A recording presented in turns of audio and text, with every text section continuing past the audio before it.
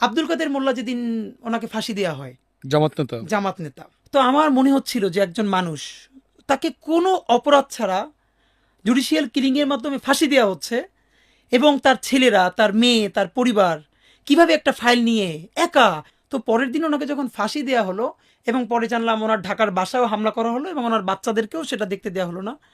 আমি জানি না ভাইয়া কি হয়েছে আমি আমার বাসায় গড়াগড়ি করে চিৎকার করে কাঁদতেছিলাম। আমি কোনোদিন আব্দুল কাদের মোল্লাকে দেখি নাই, জামাতের কোনো বড় নেতা তো দূরের কথা, শিবিরের কোনো বড় মানুষের সাথে আমার কোনোদিন আলাপ হয় নাই, শুধু আমার ডিপার্টমেন্টে যারা করতো তাদের সাথে।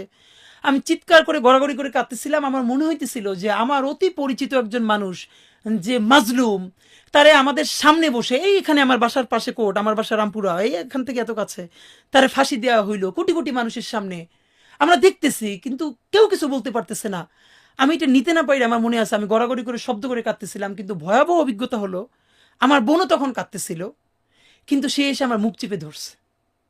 আমার বোন মুখ চেপে ধরে আমার বলতেছে, সেও কাঁদতেছে নীরবে, যে জোরে চিৎকার করে কাঁদা যাবে না, কারণ আমার বাসার পাশের ফ্ল্যাটে যদি কেউ চিৎকার করে কান্না শোনে, তারা বুঝে ফেলবে যে এই বাসায় মনে হয় শিবিরের কেউ আছে, তখন আমাদের বাসা ছাড়তে হবে, অথবা এই বাসায় আমরা থাকতে পারবো না।